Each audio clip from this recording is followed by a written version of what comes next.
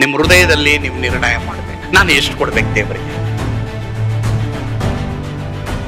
ನಿಮ್ಮ ಆಲಯದಲ್ಲಿ ನೀವು ಆಹಾರ ಶೂನ್ಯವಾಗದೇನೆ, ನಿಮ್ಮ ಆಲಯದಲ್ಲಿ ನಿಮಗೆ ಆಹಾರ ಇಲ್ಲದೆ ಹೋಗದೆ ಇರೋ ಹಾಗೆ ಮಾತ್ರವಲ್ಲದೆ ನಿಮ್ಮ ಆತ್ಮಿಕ ಜೀವಿತ ಬೆಳಿಬೇಕಾದ್ರೆ ನೀವೇನ್ ಮಾಡ್ಬೇಕು? ಮೊದಲನೇದಾಗಿ ನಿಮ್ಮ ಜೀವಿತ ದೇವ್ರು ಕೊಡಬೇಕು. ಎರಡನೇದಾಗಿ ನೀವೇನ್ ಮಾಡ್ಬೇಕು? ನಿಮ್ಮ ಆಲಯಕ್ಕೆ ನಿಮ್ಮ ಬೆಳೆಯ ಪ್ರಥಮ ಫಲವನ್ನ ನೀವು ಕೊಡ್ಲೇಬೇಕು. ಹೇಗೆ ಕೊಡ್ಬೇಕು? ಒಂದನೇದಾಗಿ ಡಿಸೈಡ್. ನೀವೆಷ್ಟು ಕೊಡ್ಬೇಕಂತ ತೀರ್ಮಾನ ಮಾಡ್ತಿರೋ ಅದ್ರ ಮೇಲೆ ದೇವರ ಪ್ರೀತಿ, ನಿಮ್ಮ ಆದಾಯ ಮತ್ತೆ ಬೆಳೆಯ ಪ್ರಥಮ ಫಲ, ಇದರಿಂದ ನೀವು ಎಷ್ಟು ಕೊಡಬೇಕು ಅಂತ ನೀವು ಹೃದಯದಲ್ಲಿ ನಿರ್ಣಯಿಸಿಕೊಂಡು ಕೊಡ್ತಿರೋ ದೇವರ ಪ್ರೀತಿ ಇದೆ.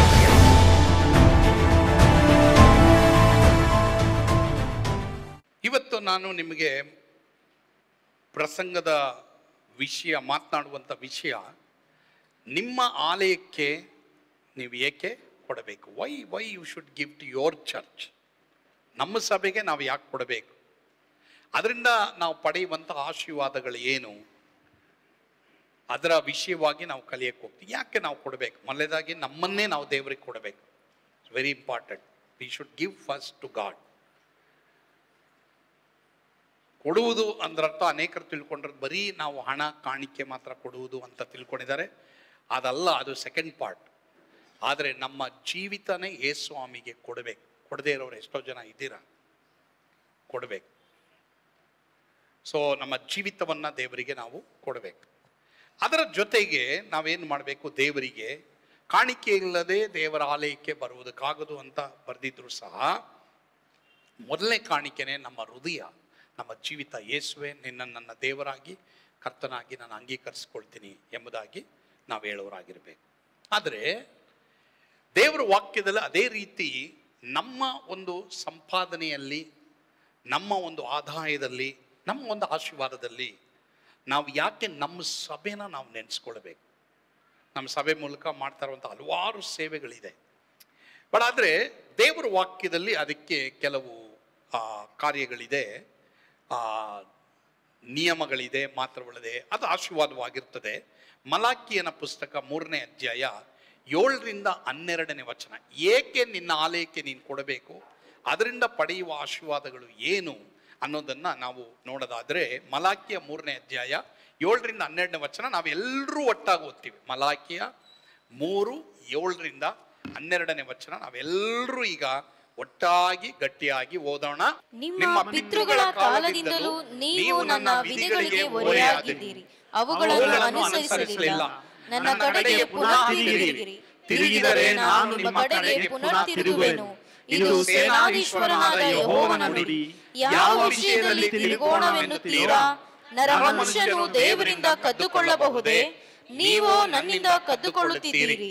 ನಿನ್ನಿಂದ ಏನು ಕದ್ದುಕೊಂಡಿದ್ದೇವೆ ಎಂದು ಕೇಳುತ್ತೀರೋ? ದಶಮಾಂಶ, ನನಗೋಸ್ಕರ ಪ್ರತ್ಯೇಕಿಸಬೇಕಾದ ಪದಾರ್ಥ, ಇವುಗಳನ್ನೇ ನೀವು. ಅಂದರೆ ಈ ಜನಾಂಗದವರೆಲ್ಲ ನನ್ನಿಂದ ಕದ್ದುಕೊಳ್ಳುವವರಾದ ಕಾರಣ ಶಾಪಗ್ರಸ್ತರಾಗಿದ್ದೀರಿ. ನನ್ನ ಆಲಯವು ಆಹಾರ ಶೂನ್ಯವಾಗದಂತೆ ನೀವು ದಶಮಾಂಶ ಯಾವತ್ತನ್ನು ಭಂಡಾರಕ್ಕೆ ತೆಗೆದುಕೊಂಡು ಬನ್ನಿರಿ. ನಾನು ಪರಲೋಕದ ದ್ವಾರಗಳನ್ನು ತೆರೆದು ನಿಮ್ಮಲ್ಲಿ ಸ್ಥಳ ಹಿಡಿಯಲಾಗದಷ್ಟು ಸುವರ್ಣವನ್ನು ಸುರಿಯುವೆನೋ ಇಲ್ಲವೋ ನನ್ನನ್ನು ಹೀಗೆ ಪರೀಕ್ಷಿಸಿರಿ. ಇದು ಸೇನಾಧೀಶ್ವರನಾದ ಯೆಹೋವನ ನುಡಿ. ನುಂಗುವ ಹುಳುವನ್ನು ನಾನು ನಿಮಗಾಗಿ ತಡೆಯುವೆನು, ಅದು ನಿಮ್ಮ ಭೂಮಿಯ ಫಲವನ್ನು ನಾಶ ಮಾಡದು. ನಿಮ್ಮ ದ್ರಾಕ್ಷಿಯ ಹಣ್ಣು ತೋಟದಲ್ಲಿ ಉದುರಿ ಹೋಗದು. ಇದು ಸೇನಾಧೀಶ್ವರನಾದ ಯೆಹೋವನ ನುಡಿ. ಆ ಸಕಲ ಜನಾಂಗಗಳವರು ನಿಮ್ಮನ್ನು ಧನ್ಯರೆಂದು ಕೊಂಡಾಡುವರು. ನಿಮ್ಮ ದೇಶವು ಆನಂದವಾಗಿರುವುದು. ಇದು ಸೇನಾಧೀಶ್ವರನಾದ ಯೆಹೋವನ ನುಡಿ. ಇದು ದೇವರೇ ನಮ್ಗೆ ಹೇಳಿದ್ದಾರೆ. ಸೊ ಹಳೆ ಒಡಂಬಡಿಕೆಯಲ್ಲಿರುವಂತ ಇಸ್ರಾಯೇಲರಿಗೆ ದೇವರು ಕೊಟ್ಟಂತ ಒಂದು ಆಜ್ಞೆ, ಒಂದು ಕಟ್ಟಳೆ ಏನೆಂಬುದಾಗಿ ನಾವು ನೋಡುವಾಗ, ನನ್ನ ಆಲಯ ಆಹಾರ ಶೂನ್ಯ ಆಗಬಾರ್ದು. ನಾವೆಲ್ಲರೂ ಆಲಯಕ್ಕೆ ಬರ್ತಾ ಇದ್ದೀವಿ, ಈ ಆಲಯಕ್ಕೆ ನಾವು ಬರ್ತಾ ಇದ್ದೀವಿ. ಸೊ ಹೀಗಾಗಿ ಈ ಆಲಯ ಆಹಾರ ಶೂನ್ಯವಾಗಬಾರ್ದು ಅಂದ್ರೆ ಅರ್ಥ, ಈ ಆಲಯದಲ್ಲಿ ವಾಕ್ಯಕ್ಕೆ ಕೊರತೆ ಇರಬಾರ್ದು. ನಿಮ್ಮನ್ನ ಬೆಳೆಸೋದು, ನಿಮ್ಮನ್ನ ವೃದ್ಧಿಪಡಿಸೋದು, ನಿಮ್ಮನ್ನ ಆತ್ಮಿಕವಾಗಿ ಮುಂದೆ ತರೋದು ದೇವರ ವಾಕ್ಯ. ಹೀಗಾಗಿ ದೇವರ ವಾಕ್ಯದಲ್ಲಿ ದೇವ ಸೇವಕರು ವಾಕ್ಯಗಳನ್ನ ಅವರು ಧೈರ್ಯವಾಗಿ ಕೊಡಬೇಕು, ಸಮೃದ್ಧಿಯಾಗಿ ಕೊಡಬೇಕು. ನಿಮ್ಮ ಆತ್ಮ ಬೆಳೆದು ನಿಲ್ಲಬೇಕಂದ್ರೆ ಏನ್ ಮಾಡಬೇಕು?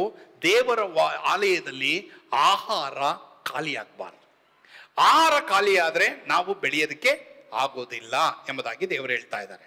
ಅದು ಒಂದಾದ್ರೆ, ಇನ್ನೊಂದು ದೇವರು ಏನ್ ಹೇಳ್ತಾರಂದ್ರೆ, ಯಾಕೆ ನೀವು ನಿಮ್ಮ ಆಲಯಕ್ಕೆ ಕೊಡಬೇಕು, ನಾವೆಲ್ಲರನ್ನ ಬರುವಂತ ನಮ್ಮ ಆಲಯಕ್ಕೆ ಕೊಡಬೇಕು, ನಮ್ಮ ಒಂದು ಆಲಯದ ಮೂಲಕವಾಗಿ ಸೇವೆಯ ಮುಖಾಂತರ ನಡೀತಾ ಇರುವಂತಹ ಹಲವಾರು ಸೇವೆಗಳಿಗೆ ಯಾಕೆ ಕೊಡಬೇಕು ಅಂದ್ರೆ, ಅಲ್ಲಿ ಬರೆದಿದೆ 10ನೇ ವಚನದಲ್ಲಿ, ನಾನು ಪರಲೋಕದ ದ್ವಾರಗಳನ್ನ ತೆರೆದು ನಿಮ್ಮಲ್ಲಿ ಸ್ಥಳ ಹಿಡಿಯಲಾಗದಷ್ಟು ಸುವರವನ್ನ ಸುರಿಯುವೆನೋ ಇಲ್ಲವೋ ನನ್ನನ್ನು ಹೀಗೆ ಪರೀಕ್ಷಿಸಿರಿ.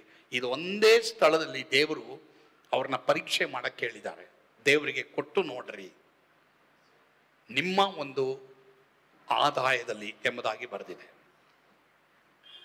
ನಾನು ಇವತ್ತು ಅದಕ್ಕೆ ಸಾಕ್ಷಿಯಾಗಿದ್ದೀನಿ.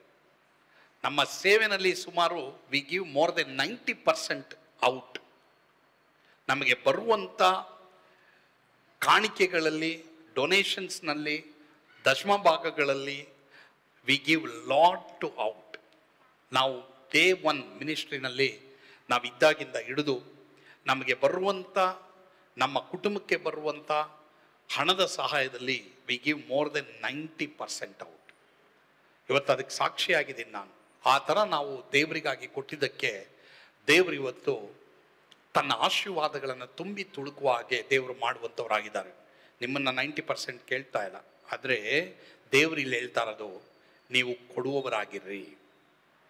ಆವಾಗ ಏನಾಗುತ್ತೆ, ನುಂಗುವ ಹುಳ ನಿಮಗಾಗಿ ತಡೀತಾರೆ. ಏನೇನು ನಿಮ್ಮನ್ನು ನೀವು ಸಂಪಾದನೆ ಮಾಡಿದ್ದು ನೀವು ಎಂಜಾಯ್ ಮಾಡೋಕ್ಕಾಗ್ತಾ ಇಲ್ಲ. ಎಷ್ಟೋ ನಿಮ್ಮ ಜೀವಮಾನದಲ್ಲಿ ಎಷ್ಟೋ ಜನಕ್ಕೆ ನೀವು ಸಂಪಾದನೆ ಮಾಡಿದ್ದು ನಿಮಗೆ ಸಾಲ್ತಾ ಇಲ್ಲ. ಸಂಪಾದನೆ ಮಾಡಿದ್ದು ನಿಮ್ಮಲ್ಲಿ ಎಷ್ಟೋ ಜನಕ್ಕೆ ಕಷ್ಟ ಆಗ್ತಾ ಇದೆ. ಭಯ ಪಡಬೇಡಿ, ದೇವರು ಹೇಳ್ತಾರೆ, ಆ ನುಂಗುವ ಹುಳ ಯಾವುದು ಅದನ್ನು ನಾನು ತಡಿತೀನಿ ಅಂತ ದೇವರು ಹೇಳ್ತಾರೆ. ನಿಮ್ಮ ಭೂಮಿ ಫಲ ನಾಶವಾಗಲ್ಲ, ಮತ್ತೆ ನಿಮ್ಮ ದ್ರಾಕ್ಷಿ ಹಣ್ಣು ತೋಟದಲ್ಲಿ ಉದುರಿ ಹೋಗಲ್ಲ ಅಂತ ದೇವರು ಹೇಳ್ತಾರೆ. ನಿಮ್ಮನ್ನ ಜನರು ಧನ್ಯರೆಂದು ಹೊಗಳ್ತಾರೆ ಎಂಬುದಾಗಿ ದೇವರು ಹೇಳೋರಾಗಿದ್ದಾರೆ. ಅಮೆರಿಕ ದೇಶದಲ್ಲಿ ಇಬ್ಬರು ಬಿಸ್ನೆಸ್ ಮಾಡುವಂಥ ವ್ಯಕ್ತಿಗಳು ಒಂದಿನ ನನ್ನ ಹತ್ರ ಬಂದು ಪ್ರಾರ್ಥನೆ ಮಾಡಿಸ್ಕೊಳ್ಳುವಾಗ, ಇಬ್ಬರು ದಂಪತಿಗಳು, ಒಬ್ಬರು ಈ ರೂಫ್ ರಿಪೇರ್ ಮಾಡೋಂಥವ್ರು, ಇನ್ನೊಬ್ಬರು ಈ ಆಸ್ಪತ್ರೆಗಳಲ್ಲಿ ಕೆಲವು ಮೆಡಿಕಲ್ ಡಿವೈಸ್ಗಳನ್ನ ಮಾಡೋಂಥವ್ರು. ಹೀಗಾಗಿ ಇವರಿಬ್ಬರು ಏನು ಮಾಡಿದ್ರು, ಬೇರೆ ಬೇರೆ ಟೈಮಲ್ಲಿ ನನ್ನ ಹತ್ರ ಬಂದು, ನಮಗೆ ತುಂಬ ಕಷ್ಟ ಆಗ್ತಾ ಇದೆ, ನಾವು ಬಿಸ್ನೆಸ್ಸಲ್ಲಿ ಭಾಳ ಡೌನ್ ಹೋಗ್ತಾ ಇದ್ದೀವಿ, ಏನು ಮಾಡಬೇಕು ಅಂತ ಗೊತ್ತಿಲ್ಲ ಎಂಬುದಾಗಿ ಹೇಳುವಾಗ ನಾನು ಒಂದು ಪ್ರಶ್ನೆ ಅವ್ರನ್ನ ಕೇಳಿದೆ, ನೀವು ನಿಮ್ಮ ಸಭೆಗೆ ಕೊಡ್ತಾ ಇದ್ದೀರಾ? ಇಲ್ಲ, ನಾವು ಬೇರೆ ಬೇರೆ ಕಡೆ ಕೊಡ್ತಾ ಇದ್ದೀವಿ, ನಮ್ಮ ಸಭೆಗೆ ನಾವು ಕೊಡ್ತಾ ಇಲ್ಲ. ಬೇರೆ ಬೇರೆ ಕಡೆ ಕೊಡೋದ್ರಲ್ಲಿ ತಪ್ಪೇನಿದೆ ಅಂತ ಅವ್ರು ಕೇಳಿದಾಗ ನಾನು ಹೇಳಿದೆ, ನಿಮ್ಮ ಸಭೆಗೆ ಕೊಡದೇನೆ ಬೇರೆ ಕಡೆ ಕೊಡೋದು ತಪ್ಪು, ಸರಿನಾ? ಎಲ್ರೂ ಗಮನ ಇಡಿ. ಸೊ ಒಂದು ಕೆಲಸ ಮಾಡಿ, ನಿಮ್ಮ ಸಭೆಗೆ ಕೊಡಿ. ಇಲ್ಲ, ನಿನಗೂ ಕೊಡ್ತೀವಲ್ಲ ನಾವು, ಅಲ್ಲಿ ಕೊಡದೆ ನನಗೆ ಕೊಡಬೇಡಿ. ನೀವು ಯಾವ್ದನ್ನ ನೀವು ಕೊಡ್ತೀರಾ ನನಗೆ, ನಿಮ್ಮ ಸಭೆಗೆ ಕೊಡದೇನೆ ನನಗೆ ಕೊಟ್ರೆ ಅದು ಆಶೀರ್ವಾದ ಇಲ್ಲ, ಸಾರಿ. ಫಸ್ಟು ನಿಮ್ಮ ಸಭೆಗೆ ಸಲ್ಲತಕ್ಕದನ್ನು ಕೊಡಿ. ಯಾಕೆ ಕೊಡಬೇಕು ನಮ್ಮ ಸಭೆಗೆ? ನಿಮ್ಮ ಸಭೆಯಿಂದ ತಾನೇ ನೀನು ಊಟ ಮಾಡ್ತಾ ಇರೋದು. ಊಟ ಉಡುಪಿ ಹೋಟ್ಲಲ್ಲಿ ಮಾಡಿಬಿಟ್ಟು ನಂದನ ಪ್ಯಾಲೇಸ್ ಅಲ್ಲಿ ಬಿಲ್ ಕಟ್ಟಿದ್ರೆ ಒಪ್ತಾರ ಯಾರಾದರೂ? ಇಲ್ಲ. ಸೊ ಆ ರೀತಿ ಇದ್ರೆ ನೀವು ಆ ಸಭೆಗೆ ಮೆಂಬರ್ಸು, ನೀವು ಆ ಸಭೆಗೆ ಹೋಗ್ತಾ ಇದ್ದೀರಾ, ಹೀಗಾಗಿ ಆ ಸಭೆಗೆ ನೀವು ಕೊಡಬೇಕು. ಸರಿ, ಅವ್ರೇನು ಮಾಡಿದ್ರು, ಕೊಡಕ್ಕೆ ಸ್ಟಾರ್ಟ್ ಮಾಡಿದ್ರು. 1 ವರ್ಷ ಆದಮೇಲೆ ತಿರ್ಗಾ ಅವ್ರನ್ನ ಭೇಟಿ ಮಾಡಿದ್ರೆ, ಪಾಸ್ಟರ್, ನಿಜವಾಗ್ಲೂ ನಾವು ಆಶೀರ್ವದಿಸಲ್ಪಡ್ತಾ ಇದ್ದೀವಿ, ನಿಜವಾಗ್ಲೂ ನಮಗಿರುವಂಥ ನಷ್ಟ ಅನ್ನೋದು ಹೊರಟೋಯ್ತು, ದೇವರು ನಮ್ಮನ್ನು ಸಮೃದ್ಧಿಯಾಗಿಟ್ಟಿದ್ದಾರೆ. ಒಬ್ಬನು ಏನು ಮಾಡ್ತಾನೆ, ನಾನು ಆ ಸಭೆಗೆ ಅವತ್ತು ಹೋಗಿದ್ದೀನಿ, ಆ ಸಭೆಗೆ ಅವರು ಅವತ್ತು ಲಾಸ್ಟು, ಅವರು ಕೆಲಸದ ನಿಮಿತ್ತವಾಗಿ ಒಂದು 100 ಕಿಲೋಮೀಟರ್ ದೂರ ಇನ್ನೊಂದು ಸಭೆಗೆ ಬರಬೇಕಾಯ್ತು. ಆ ಇನ್ನೊಂದು ಸಭೆಯಲ್ಲೂ ಅವ್ರನ್ನ ಭೇಟಿ ಮಾಡಿದೆ. ಆಗ ಅವ್ರೇನ್ ಮಾಡಿದ್ರು, ಆ ಸಭೆ ಬಿಡಕ್ಕಿಂತ ಮುಂಚೆ ಆ ಸಭೆಗೆ ಸಲ್ಲತಕ್ಕಂಥ ದಶಮ ಭಾಗವನ್ನ ಅಲ್ಲಿಗೆ ಅವರು ಕೊಟ್ಟರು. ದೇವರು ಅವ್ರನ್ನ ಇನ್ನೊಂದು ಸಭೆಗೆ ನಡೆಸಿದ್ರು, ಅಲ್ಲಿನೂ ಅವರು ಕೊಡಕ್ಕೆ ಶುರು ಮಾಡಿದ್ರು. ದೇವರು ಅವ್ರನ್ನ ಆಶೀರ್ವಾದ ಮಾಡ್ಕೊಂಡು ಬಂದರು. ಪಾಸ್ಟರ್, ನಾವು ಇದೇ ಸಭೆಗೆ ಕೊಡಬೇಕು, ಇದೇ ಸಭೆಯಲ್ಲಿ ಇರುವಂತ ನಾವು ಸೇವೆಗಳಿಗೆ ಕೊಡಬೇಕು ಅನ್ನೋದು ಎಲ್ಲಿ ಬರೆದಿದೆ ವಾಕ್ಯದಲ್ಲಿ ಅಂತ ನಾವು ನೋಡುವಾಗ, ಧರ್ಮೋಪದೇಶ ಕಾಂಡ, ಡ್ಯೂಟ್ರಾನಮಿ 12, 13 and 14, ಧರ್ಮೋಪದೇಶ ಕಾಂಡ 12, 13 ಮತ್ತೆ 14ನೇ ವಚನ. ನಾವು ಎಲ್ಲಿ ಆತ್ಮೀಕವಾಗಿ ಬೆಳೀತಾ ಇದ್ದೀವೋ ಆ ಸಭೆಗೆ ನಾವು ಕೊಡುವಾಗ ಯಾಕೆ ಕೊಡಬೇಕು? ಧರ್ಮೋಪದೇಶ ಕಾಂಡ 12, 13, 14 ಓದೋಣ. ನೀವು ಕಂಡ ಸ್ಥಳಗಳಲ್ಲಿ ಸರ್ವಾಂಗ ಹೋಮಗಳನ್ನು ಸಮರ್ಪಿಸಬಾರದು. ನೋಡಿಕೊಳ್ಳಿರಿ, ನಿಮ್ಮ ಕುಲಗಳಲ್ಲಿ ಯಾವುದೋ ಒಂದು ಕುಲದಲ್ಲಿ ಯೆಹೋವನು ಆದುಕೊಳ್ಳುವ ಸ್ಥಳದಲ್ಲೇ ನಿಮ್ಮ ಸರ್ವಾಂಗ ಹೋಮಗಳನ್ನು ಸಮರ್ಪಿಸಬೇಕು. ಅಲ್ಲಿಯೇ ನಾನು ಆಜ್ಞಾಪಿಸಿದ ಎಲ್ಲಾ ಆಚಾರಗಳನ್ನು ನಡೆಸಬೇಕು. ನೀವು ಕಂಡ ಸ್ಥಳಗಳಲ್ಲಿ ಕೊಡಬಾರದು. ಇಲ್ಲ ಪಾಸ್ಟರ್, ನನ್ನ ದಶಮಾಂಶನ 4 ಭಾಗ ಮಾಡಿದ್ದೀನಿ ನೋಟ್ನ. ಒಂದು ಇಲ್ಲಿಗೆ, ಒಂದು ಇಲ್ಲಿಗೆ, ಒಂದು ಅಲ್ಲಿಗೆ, ಒಂದು ಅಲ್ಲಿಗೆ. ಹಂಗಾಗಲ್ಲ. No no no no. ನಿನ್ನ ಆದಾಯದಲ್ಲಿ ಎಲ್ಲರೂ ಗಮನ ಇಡಿ. ಹಳೆ ಒಡಂಬಡಿಕೆಯಲ್ಲಿ ದಶಮ ಭಾಗ, ಬಟ್ ಹೊಸ ಒಡಂಬಡಿಕೆಯಲ್ಲಿ ದೇವರು ನಮ್ಗೆ ಎಷ್ಟು ಈಸಿ ಮಾಡಿದ್ದಾರೆ ಅಂದರೆ ಎಲ್ಲರೂ ಗಮನ ಇಡಿ. ನಾನು ನಿಮಗೆ ವಾಕ್ಯ ತೋರಿಸ್ತೀನಿ. ಇವತ್ತು ನಿಮ್ಗೊಂದು ಫ್ರೀಡಮ್ ಆಗುತ್ತೆ. You don't have to worry, don't feel compulsion. ಬಲಾತ್ಕಾರ ನಿಮ್ಗೆ ಆಗಬಾರ್ದು. ನೀವು ಯಾವುದೇ ರೀತಿಯಲ್ಲಿ ಅಯ್ಯೋ ನನಗೆ ಕಾಣಿಕೆ ಇಲ್ಲ ಅದಕ್ಕೆ ನಾನು ಸಭೆಗೆ ಬರೋಕ್ಕಾಗಲ್ಲ, no no no, don't worry. ನಾನು ಎಷ್ಟು ಕೊಡಬೇಕು? ನಾನು 1000 ಕೊಟ್ರೇನೆ, ನಾನು 5000 ಕೊಟ್ರೇನೆ, ನಾನು 10,000 ಕೊಟ್ರೇನೆ ದೇವರು ನನ್ನ ಮೆಚ್ಚಿಸ್ತಾರೆ ಎಂಬುದಾಗಿ ಎಷ್ಟೋ ಜನ ಅಂದುಕೊಂಡಿದ್ದೀರಾ. ಎಷ್ಟೋ ಜನ ಕೊಡದೇ ಇರೋರು ಇದ್ದೀರಾ. That's wrong. You cannot do that. But ಎಲ್ರು ಗಮನ ಇಡಿ, ಈ ವಾಕ್ಯದ ಪ್ರಕಾರ ಕಂಡ ಸ್ಥಳಗಳಲ್ಲಿ ನೀನು ಕೊಡಬಾರದು. ಕೊಡಬೇಕು ಯಾವಾಗ? ನೀನು ದೇವರು ಆದುಕೊಂಡಂತ ಆಲಯದಲ್ಲಿ ನೀನು ಕೊಟ್ಟ ಮೇಲೆ ನೀ ಕೊಡೋದ್ರಲ್ಲಿ ತಪ್ಪಿಲ್ಲ. ನೀನು ಆಲಯಕ್ಕೆ ಕೊಡ್ತಾ ಇದೀಯಾ, ಅದಕ್ಕೆ ಮೇಲೆ ನೀನು ಕೊಡುವಾಗ ದೇವರು ನಿನ್ನ ಖಂಡಿತವಾಗಿ ಆಶೀರ್ವಾದ ಮಾಡ್ತಾರೆ. ದೇವರು ಕೆಲವ್ರನ್ನೆಲ್ಲ ಆ ರೀತಿ ಆಶೀರ್ವಾದ ಮಾಡಿದ್ದಾರೆ. ನೀವು ಬರೀ ಆಲಯಕ್ಕೆ ಕೊಡ್ತಾ ಇಲ್ಲ, ಆಲಯಕ್ಕೆ ಕೊಡೋದಲ್ಲದೇನೆ ನೀವೇನ್ ಮಾಡ್ತಾ ಇದ್ದೀರಾ, ಬೇರೆ ಕಡೆನೂ ಕೊಡ್ತಾ ಇದ್ದೀರಾ. ಬಟ್ ಎಷ್ಟೋ ಜನ ಆಲಯಕ್ಕೆ ಕೊಡದೇನೆ ಬೇರೆ ಕಡೆ ಕೊಡ್ತಾ ಇದ್ದೀರಾ, ಅಂಡ್ ಇಟ್ಸ್ ರಾಂಗ್ ಈ ವಾಕ್ಯದ ಪ್ರಕಾರ. ಈ 2 ವಾಕ್ಯಗಳು ನಾವು ನೋಡ್ತೀವಿ. ನಾವು ಯಾವ ಆಲಯಕ್ಕೆ ನಾವು ಬರ್ತೀವೋ ಆ ಆಲಯಕ್ಕೆ ನಮ್ಮ ಸಮೃದ್ಧಿಯಲ್ಲಿ ಒಂದು ಭಾಗ ಬರ್ತಾ ಇರ್ಬೇಕು. ಹಳೆ ಒಡಂಬಡಿಕೆಯಲ್ಲೂ ಹೊಸ ಒಡಂಬಡಿಕೆಯಲ್ಲೂ ಅಷ್ಟೇ. ಅವ್ರು ಏನೇನು, ನಾನು ಆಮೇಲೆ ವಾಕ್ಯ ತೋರಿಸ್ತೀನಿ, ಅದಕ್ಕೂ ನಾನು ಬರ್ತೀನಿ. ಅವ್ರಿಗೆ ಏನೇನು ಆದಾಯ ಇತ್ತೋ ಅದು ಎಲ್ಲದರಲ್ಲಿ ಅವ್ರು ಕೊಡುತ್ತಾ ಬಂದರು. ಹೀಗಾಗಿ ಅವರಲ್ಲಿ ಒಬ್ಬನಿಗೂ ಕೊರತೆ ಇರಲಿಲ್ಲ ಅಂತ ನಾವು ನೋಡ್ತೀವಿ ಪ್ರಿಯರೇ. ಸೊ ಇವಾಗ ನಾವು ಬರೋಣ ದೇವ್ರ ವಾಕ್ಯದಲ್ಲಿ. ನಾವು ಎಷ್ಟು ಕೊಡಬೇಕು, ನಾವು ಹೇಗೆ ಕೊಡಬೇಕು, ಕೊಟ್ರೆ ಏನಾಗುತ್ತೆ ಅನ್ನೋದು ಇನ್ನೊಂದು ವಾಕ್ಯ ನಾನು ತೋರಿಸ್ತೀನಿ ನಿಮಗೆ. ಜ್ಞಾನೋಕ್ತಿ 3ನೇ ಅಧ್ಯಾಯ 9, 10ನೇ ವಚನ. ಜ್ಞಾನೋಕ್ತಿ 3ನೇ ಅಧ್ಯಾಯ 9 ಮತ್ತು 10ನೇ ವಚನ ಓದ್ತೀರಾ? ವಾಕ್ಯ ಹಾಕ್ತೀರಾ? ನೋಡ್ರಿ. ನಿನ್ನ ಆದಾಯದಿಂದಲೂ ಬೆಳೆಯ ಪ್ರಥಮ ಫಲದಿಂದಲೂ ಯೆಹೋವನನ್ನು ಸನ್ಮಾನಿಸು. ಹೀಗೆ ಮಾಡಿದರೆ ನಿನ್ನ ಕಣಜಗಳು ಸಮೃದ್ಧಿಯಿಂದ ತುಂಬುವವು. ತೊಟ್ಟಿಗಳಲ್ಲಿ ದ್ರಾಕ್ಷಾರಸವು ತುಂಬಿ ತುಳುಕುವುದು. ಸರಿ. ಕಣಜ ಅಂದ್ರೇನು? ನಿನ್ ಪರ್ಸು, ನಿನ್ ಬ್ಯಾಂಕ್ ಅಕೌಂಟ್. ತೊಟ್ಟಿ ಅಂದ್ರೇನು? ನಿನ್ನ ಹೃದಯ. ದ್ರಾಕ್ಷಾರಸ ಅಲ್ಲಿ ಕನೆಕ್ಟ್ ಆಗಿದೆ ಅಂದ್ರೆ ನಿನ್ನ ಹೃದಯದಲ್ಲಿ ಒಂದು ಸಂತೋಷ, ಸಮಾಧಾನ. ಎಲ್ರು ಗಮನ ಇಡಿ. Can you put that word again? ನಿನ್ನ ಆದಾಯದಿಂದಲೂ ನಿನ್ನ ಬೆಳೆಯ ಪ್ರಥಮ ಫಲದಿಂದಲೂ ದೇವರನ್ನ ಸನ್ಮಾನಿಸು. Very important. ನಂಬಿಕೆ ಮತ್ತೆ ಕೊಡುವುದು ವೆರಿ ಇಂಪಾರ್ಟೆಂಟ್ ಪ್ರಿಯರೇ. ಅದು ತರಕಾರಿ ಇರ್ಬೋದು, ಅದು ಬೆಳೆ ಇರ್ಬೋದು, ಅದು ನೀ ಬೆಳೆಯುವಂತ ಮರದಲ್ಲಿ ಹಣ್ಣುಗಳಿರ್ಬೋದು. So many things is our income. ಇದರಲ್ಲಿ ನಾವು ದೇವರನ್ನ ಸನ್ಮಾನಿಸಬೇಕು ಅಂತ ಬರೆದಿದೆ. ಬರೀ ನಮ್ಮ ಹೃದಯ ಮಾತ್ರ ಅಲ್ಲ, ನಮ್ಮ ಆತ್ಮಿಕ ಜೀವಮಾನ ಮಾತ್ರ ಅಲ್ಲ, ಆದರೆ ದೇವರೇ ನಾನು ಈ ಸುಗ್ಗಿ ನನಗೆ ನೀನು ಕೊಟ್ಟಿದ್ಯಪ್ಪ, ಇದನ್ನ ನಾನು ನಿನಗೆ ಕೊಡ್ತೀನಿ ದೇವರೇ ಎಂಬುದಾಗಿ ನಾವು ಪ್ರೀತಿಯಿಂದ ದೇವರನ್ನ ಸನ್ಮಾನಿಸಿದ್ರೆ ನಮ್ಮ ಕಣಜಗಳು ಸಮೃದ್ಧಿಯಿಂದ ತುಂಬುತ್ತವೆ, ಮತ್ತೆ ತೊಟ್ಟಿಗಳಲ್ಲಿ ದ್ರಾಕ್ಷರಸ ತುಂಬಿ ತುಳುಕುತ್ತೆ. ನೀವೆಲ್ಲೋ ಕೊಡ್ತಾ ಇಲ್ಲ, ಒಳ್ಳೆ ನೆಲಕ್ಕೆ ಕೊಡ್ತಾ ಇದ್ದೀರಾ. ನಮ್ಮ ರೇಸ್ ಅಪ್ ಪೀಸ್ ಮಿನಿಸ್ಟ್ರಿ ಇವತ್ತು, ನಮ್ಮ ರೇಸ್ ಅಪ್ ಪೀಸ್ ಮಿನಿಸ್ಟ್ರಿಯಲ್ಲಿ ಹಲವಾರು ಒಳ್ಳೆಯ ನೆಲಕ್ಕೆ ನಾವು ಬಿತ್ತಾ ಇದ್ದೀವಿ. ಗೊತ್ತಾ ನಿಮಗೆ? ನಾನು ನಿಮಗೆ ಹೇಳಿದ್ರೆ ನೀವು ಆಶ್ಚರ್ಯ ಪಡ್ತೀರಾ. ಆ ರೀತಿ ದೇವರು ನಮ್ಮ ಸೇವೆಯ ಮೂಲಕವಾಗಿ, ನೆಕ್ಸ್ಟ್ ನೀವು ಆ ಡಿಸ್ಪ್ಲೇನ ನೋಡ್ತೀರಾ, ಅದು ಇನ್ನೂ ಸ್ವಲ್ಪ ನಾವು ಅಪ್ಗ್ರೇಡ್ ಮಾಡಿ ಬರೋ ವಾರದಲ್ಲಿ ಅದನ್ನು ಚೆನ್ನಾಗಿ ನಿಮಗೆ ತೋರಿಸ್ತೀವಿ. ಒಂದು ವೇಳೆ ಇವತ್ತು ಕೆಲವರು ಕಾಣಿಕೆ ನೀವು ತರಕ್ಕಾಗದೆ ಹೋದರೆ ನೋ ಪ್ರಾಬ್ಲಮ್, ನೀವು ಖಂಡಿತವಾಗಿ ಪ್ರಾರ್ಥನೆ ಮಾಡಿ ಬರುವ ವಾರ, ಇವತ್ತು ಕೊಡಕ್ಕಾಗದೆ ಇರೋರು ಬರುವ ವಾರ ನೀವು ಕೊಡ್ಬೋದು. ಅಥವಾ ನೀವು ಗೂಗಲ್ ಪೇ, ಫೋನ್ ಪೇ ಇರ್ಬೋದು, ಅಥವಾ NEFT ಇರ್ಬೋದು, ಯಾವುದೋ ಇರ್ಬೋದು, ನೀವು ಖಂಡಿತವಾಗಿ ನೀವು ಕೊಡ್ಬೋದು. ಬಟ್ ಆದರೆ ಎಲ್ಲರೂ ಗಮನ ಇಡಿ, ನಿಮ್ಮ ಆದಾಯ ಏನು ಮತ್ತೆ ನಿಮ್ಮ ಬೆಳೆಯ ಪ್ರಥಮ ಫಲ ಏನು. ಕೆಲವರಿಗೆ ಆದಾಯದಲ್ಲಿ ಹಣ ಇರಲ್ಲ, ಕೆಲವ್ರಿಗೆ ಏನಿರ್ತದೆ, ಬೆಳೆ ಇರ್ತದೆ.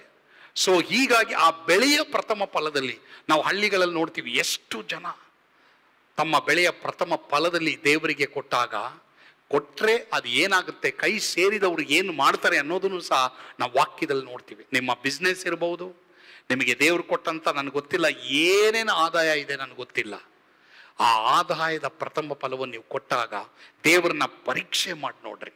ದೇವರು ಹೇಳ್ತಾರೆ, ಪರೀಕ್ಷೆ ಮಾಡಿ ನೋಡ್ರಿ, ನಾನು ಯಾವ ರೀತಿ ನಿಮ್ಮನ್ನು ಆಶೀರ್ವಾದ ಮಾಡ್ತೀನಿ ಅಂತ ದೇವರು ಹೇಳ್ತಾ ಇದ್ದಾರೆ. ಹಲ್ಲೆಲೂಯಾ ಹೇಳ್ರಿ ಪ್ರಿಯರೇ. ಈ ಒಂದು ವಿಷಯದಲ್ಲಿ ದೇವರು ಹೇಳ್ತಾ ಇದ್ದಾರೆ, ಪರೀಕ್ಷೆ ಮಾಡಿ ನೋಡ್ರಿ.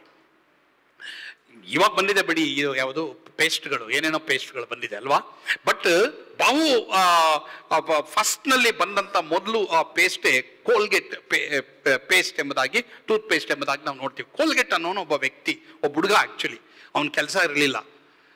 ಅವನು ಎಲ್ಲೋ ಒಂದು ಕಡೆ ಚಪ್ಪಲಿ ಹೊಲಿತಾ ಇದ್ನೋ ಇಲ್ಲ ಕೆಲಸ ಇಲ್ಲದೆ ಸುಮ್ಮನೆ ಓಡಾಡ್ತಾ ಇದ್ನೋ ಏನೋ ಗೊತ್ತಿಲ್ಲ. ಒಬ್ಬ ವಿದ್ಯಾರ್ಥಿ ಅವನು, ಹ್ಯಾಡ್ ನಥಿಂಗ್ ಟು ಡೂ. ಎಷ್ಟೋ ವಿದ್ಯಾರ್ಥಿಗಳಿಗೆ ಗೊತ್ತಾ, ಎಷ್ಟು ಕನಸುಗಳಿದೆ ಗೊತ್ತಾ. ಎಷ್ಟು ನಿಮ್ಮ ಮಕ್ಕಳಲ್ಲಿ ಎಷ್ಟೋ ಜನಕ್ಕೆ ಒಳ್ಳೊಳ್ಳೆ ಕನಸಿದೆ. Help them, help in their dream. ನಿಮ್ಮ ಮಕ್ಕಳ ಡ್ರೀಮ್ಗೆ ಹೆಲ್ಪ್ ಮಾಡ್ರಿ, ನಿಮಗೂ ಹೆಲ್ಪ್ ಆಗ್ತಾರೆ, ನೀವು ಹೋಗುವಂಥ ಸಭೆಗೂ ಹೆಲ್ಪ್ ಆಗ್ತಾರೆ. ಸೊ ಈ ಹುಡುಗ ಕೆಲಸ ಇಲ್ಲದೆ ಅಲ್ದಾಡ್ತಾ ಇರ್ಬೇಕು. ಒಬ್ಬ ಐಶ್ವರ್ಯವಂತ ಬರ್ತಾನೆ, ಏನಪ್ಪ ಯಾಕೆ ನೀನು ಸುಮ್ಮನೆ ಹೆಂಗಿದೆಯಾ ಅಂತ. ಅವಾಗ ನನಗೆ ಓದಕ್ಕೂ ದುಡ್ಡಿಲ್ಲ, ಹಣ ಇಲ್ಲ, ನಾನು ಏನು ಮಾಡಬೇಕು ಅಂತ ಗೊತ್ತಿಲ್ಲ. ಐಶ್ವರ್ಯವಂತ ಏನು ಮಾಡ್ತಾನೆ, ಅವನು ಓದಕ್ಕೆ ಅವನಿಗೆ ಹಣ ಕೊಟ್ಟು ಅವನನ್ನು ಸ್ಕೂಲಿಗೆ ಕಾಲೇಜ್ ಕಳಿಸ್ತಾನೆ, ಹೋಗ್ತಾನೆ. ಆಮೇಲೆ ಅವನು ಕಾಲೇಜ್ಗೆ ಹೋಗಿ ಆಮೇಲೆ ಅವನು ಒಂದು ಒಳ್ಳೆ ಫ್ಯಾಕ್ಟ್ರಿ ಆರಂಭ ಮಾಡ್ತಾನೆ. ಅದರಲ್ಲಿ ಅವನು ಆರಂಭ ಮಾಡೋಕ್ಕಿಂತ ಮುಂಚೆ ಅವನು ಒಬ್ಬ ಬಿಲೀವರ್. ಅವನೇನು ಮಾಡ್ತಾನೆ, ನಾನೊಂದು ಎಷ್ಟೋ ಜನ ಬರೀ ಈ ಮರ ಮೂಲಿಕೆಗಳು ತಗೊಂಡು ಹಲ್ಲುಚ್ತಾ ಇದ್ದಾರೆ, ನಾನೇನು ಮಾಡಬೇಕು, ಪೇಸ್ಟ್ನ ಕಂಡುಹಿಡಿಬೇಕು ಅಂತೇಳ್ಬಿಟ್ಟು ದೇವ್ರ ಹತ್ರ ಪ್ರಾರ್ಥನೆ ಮಾಡಿದಾಗ, ಒಂದು ಉದಾಹರಣೆ ಕೊಡ್ತಾ ಇದ್ದೀನಿ ಅಷ್ಟೇ. ಅವನು ದೇವ್ರ ಹತ್ರ ಪ್ರಾರ್ಥನೆ ಮಾಡ್ತಾನೆ, ದೇವರೇ ನನಗೆ ನೀನು ಈ ಕಂಪನಿನ ಆಶೀರ್ವಾದ ಮಾಡಿದ್ರೆ ನಾನು 10ರಲ್ಲಿ 1 ಭಾಗ ಕೊಡ್ತೀನಿ. ದೇವ್ರು ಅವನ್ನ ಆಶೀರ್ವಾದ ಮಾಡಿದ್ರು. ಅವನೇನು ಹೇಳ್ತಾನೆ ಗೊತ್ತಾ, ನಾನು 100 ಪೇಸ್ಟ್ ತಯಾರು ಮಾಡಿದ್ರೆ ಅದರಲ್ಲಿ 20 ಪೇಸ್ಟ್ ಕೊಡ್ತೀನಿ. ದೇವ್ರೇನು ಮಾಡಿದ್ರು, 500 ಆಗಿ ಮಾರ್ಪಡಿಸಿದ್ರು. ಕಡೆಗೆ ಅವನ 500, ದೇವರೇ ನೀನು 1000 ಕೊಟ್ರೆ ನಾನು ಅದರಲ್ಲಿ 500 ನಿನಗೆ ಕೊಡ್ತೀನಿ. ದೇವರು ಅದರಲ್ಲೂ ಅವನ ಆಶೀರ್ವಾದ ಮಾಡಿದ್ರು. ಕಡೆಗೆ ಅವನೇನು ಮಾಡ್ತಾನೆ ಗೊತ್ತಾ, ದೇವರು ಅವನ್ನ ಎಷ್ಟು ಮಟ್ಟಿಗೆ ಆಶೀರ್ವಾದ ಮಾಡಿದ್ರು ಅಂತಂದ್ರೆ, ಅವನು ಹೇಳ್ತಾನೆ ದೇವರಿಗೆ, ನನಗೆ 100 ಕೊಟ್ರೆ 100 ನೀನು ಕೊಡ್ತೀನಿ ಅಂದಾಗ, ಇವತ್ತು Colgate tooth paste one of the best Colgate tooth paste. ಎಷ್ಟೋ ಬಂದಿದೆ ಬಿಡಿ, ಇವಾಗೆಲ್ಲ ಏನೇನೋ ಟೂತ್ ಪೇಸ್ಟ್ಗಳು, ಪೆಪ್ಸೋಡೆಂಟ್ ಬಂದಿದೆ, ಪೆಪ್ಪರ್ಮೆಂಟು ಬಂದಿದೆ, ಇನ್ನು ಏನೇನೋ ಬಂದಿದೆ ಪೇಸ್ಟ್ಗಳು. ಬಟ್ ನನಗೆ ಭಾಳ ಇಷ್ಟವಾದದ್ದು ಕೋಲ್ಗೇಟ್ ಟೂತ್ ಪೇಸ್ಟ್. ಯಾಕಂದರೆ ಅದ್ರ ಸ್ಟೋರಿ ನಾನು ಯಾವಾಗೋ ಚಿಕ್ಕ ವಯಸ್ಸಲ್ಲಿ ಕೇಳಿಸ್ಕೊಂಡಿದ್ದೆ. ಹೀಗಾಗಿ ನಾನು ಆ ಕೋಲ್ಗೇಟ್ ಟೂತ್ ಪೇಸ್ಟು ನಾನು ಉಪಯೋಗಿಸ್ತಾ ನೋಡಿ ನನ್ನ ಹಲ್ಲಿ ಎಷ್ಟು ಚೆನ್ನಾಗಿದೆ. ರೈಟಾ, ಒಂದು ಕೊಳೆರೂ ನೀವು ನೋಡೋಕ್ಕಾಗಲ್ಲ. ಅಂದರೆ ಒಂದು 10 ಸಾರಿ ಬಾಯಿ ತೊಳ್ಕೊಂಡು ಬಂದಿದ್ದೀನಿ, ಅದು ಬೇರೆ ವಿಷಯ. ಬಟ್ ಹೇಳೋದೇನಂತಂದರೆ, ನಿಮ್ಮ ಹಲ್ಲುಗಳು ಚೆನ್ನಾಗಿರಬೇಕು ಅಲ್ವಾ. ಯಾಕಂದರೆ ನಿಮಗೆ ಕಳೆ ಕೊಡೋದು ಯಾವುದು, ಹಲ್ಲು ಅಲ್ವಾ. ಸೊ ದೇವ್ರ ಮಕ್ಕಳು ನಗ್ನಗ್ತಾ ಇರಬೇಕು, ನಗ್ನಗ್ತಾ ಇರ್ರಿ. ಅಥವಾ ಓಕೆ ಸರಿ, ಇವನು ದೇವ್ರ ಅವನ್ನ ಆಶೀರ್ವಾದ ಮಾಡಿದ್ರು, ಪರೀಕ್ಷೆ ಮಾಡ್ರಿ ಎಂಬುದಾಗಿ ಹೇಳಿದ್ರು. ಎಷ್ಟೋ ಜನ ಕೊಡ್ತಾ ಇಲ್ಲ, ಕೊಡದೇನೆ ಕೆಳಗೆ ಹೋಗ್ತಾ ಇದ್ದೀರಾ.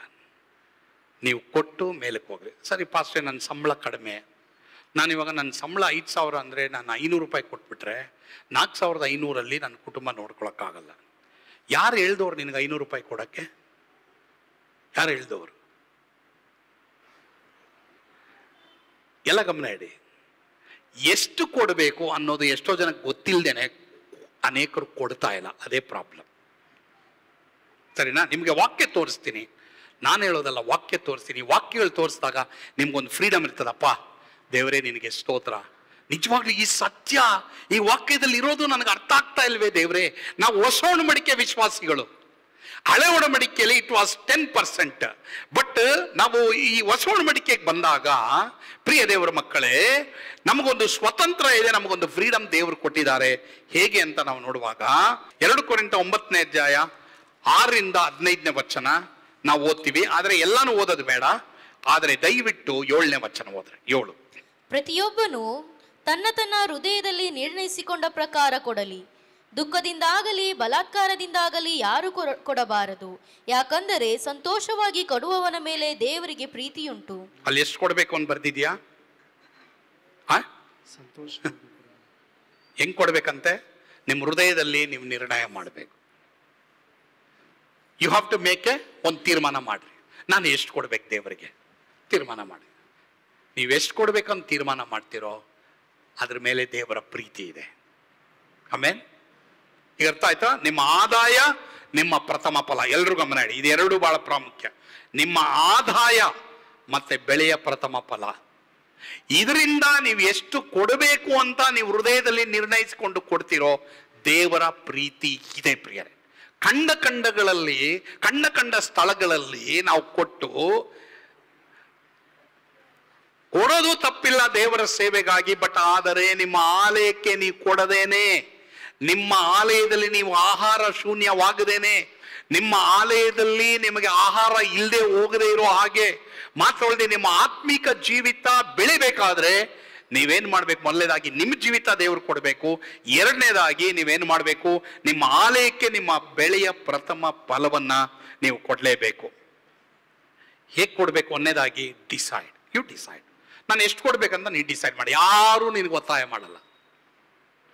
ನೀನು ಯಾಕೆ ಇಷ್ಟು ಕೊಟ್ಟೆ ಅಂತ ಯಾರು ಕೇಳೋದು ಇಲ್ಲ. ಬಟ್ ನೀನು ತೀರ್ಮಾನ ಮಾಡಬೇಕು.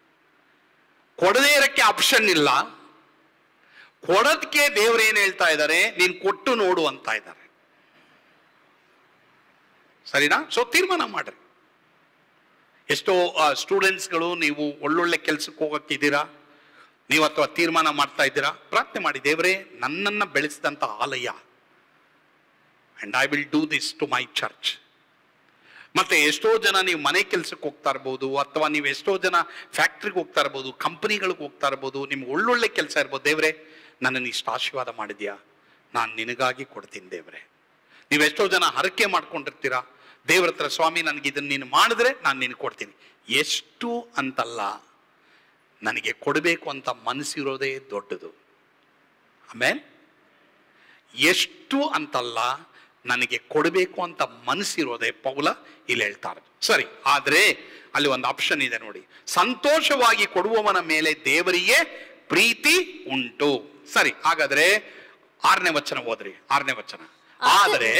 ಆದರೆ ಸ್ವಲ್ಪವಾಗಿ ಬಿತ್ತುವವನು ಪೈರನ್ನು ಸ್ವಲ್ಪವಾಗಿ ಕೊಯ್ಯುವನು, ಹೆಚ್ಚಾಗಿ ಬಿತ್ತುವವನು ಹೆಚ್ಚಾಗಿ ಕೊಯ್ಯುವನು. ಸರಿ, ಎಷ್ಟು ಕೊಡಬೇಕು ಅಂತಿಲ್ಲ, ಬಟ್ ನೀನು ಸ್ವಲ್ಪವಾಗಿ ಬಿತ್ತಿದ್ರೆ ಸ್ವಲ್ಪವಾಗಿ ಕೊಯ್ತೀಯ, ಹೆಚ್ಚಾಗಿ ಬಿತ್ತಿದ್ರೆ ಹೆಚ್ಚಾಗಿ ಕೊಯ್ತೀಯ. ಬಟ್ ಸಾಲ ಮಾಡಿ ಕೊಡಬೇಡಿ. ಎಲ್ರು ಗಮನ ಇದೆ? ಸಾಲ ಮಾಡಿ ಕೊಡಬೇಡಿ.